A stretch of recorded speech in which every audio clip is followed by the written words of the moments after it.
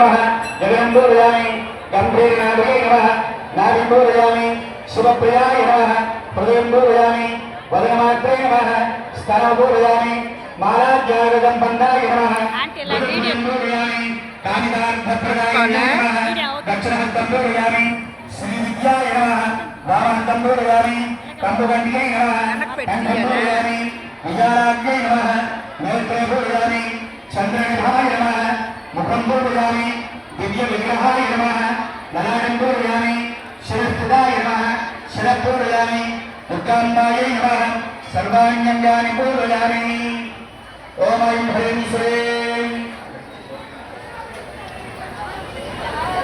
నమస్కారం చేయండమ్మా. ఒక ముఖ్య విషయం చెప్తాను,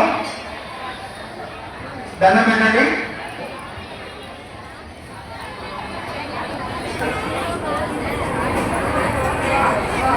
శ్రద్ధగా వినాలి, అందరూ కూడా శ్రద్ధగా వినాలి.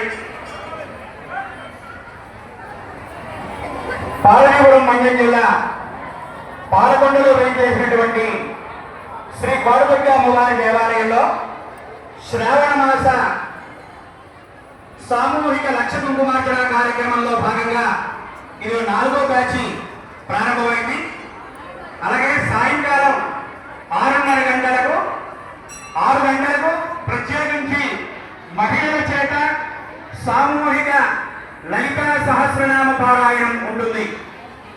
దేశంలో ఉండేటువంటి ప్రజలు అలాగే దుర్భిక్షం నుంచి ఉద్యోగాలని, వర్షాభావ పరిస్థితులు, వాతావరణ సమతుల్యత ఏర్పడాలని, అంతా బాగుండాలనే ఉద్దేశం చేత మహిళల చేత సామూహిక లలితా సహస్రనామ పారాయణ 6 గంటలకు ఉంటుంది.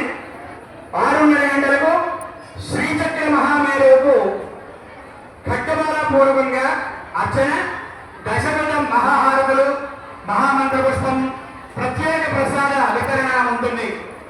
ఈ 5 వారాలు పడ్డాయి. 14, 21, 28 ఆగస్ట్, 4 సెప్టెంబర్, 11 సెప్టెంబర్ ఈ 5 వారాలు పడ్డాయి. ఈ 5 వారాలు కూడా చాలా విశేషమైనవి.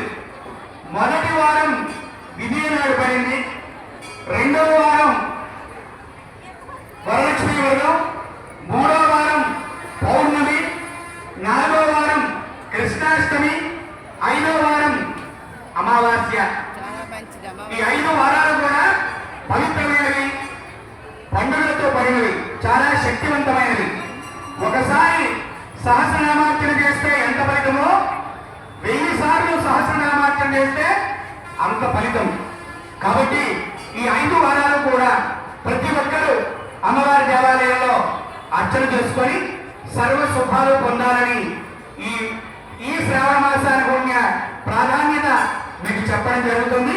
కాబట్టి ప్రతి ఒక్కరూ తెల్లవారుజామున వచ్చే వారం వరలక్ష్మి వ్రతం కదా, తెల్లవారుజామున 4వ గంటకి బ్యాటరీ ప్రారంభిస్తారు.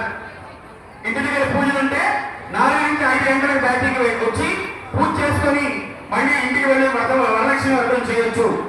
ఎవరు కూడా కుంకుమార్చన మానేయకండి. ఎందుకంటే ఈ 5 వారాల ప్రాధాన్యత మీకు చెప్పాను కాబట్టి ఈ 5 వారాలు తప్పనిసరిగా ప్రతి ఒక్కరూ చేసి సర్వ శుభాలు పొందాలని మనస్ఫూర్తిగా కోరుకుంటున్నాను. ఇప్పుడు సహస్రనామార్చన చెప్తారు. ఓం శ్రీం అని మనసులో అనుకొని పూజ చేస్తూ ఉండండి. చెప్పండి ఓం శ్రీం, గట్టిగా ఓం శ్రీం.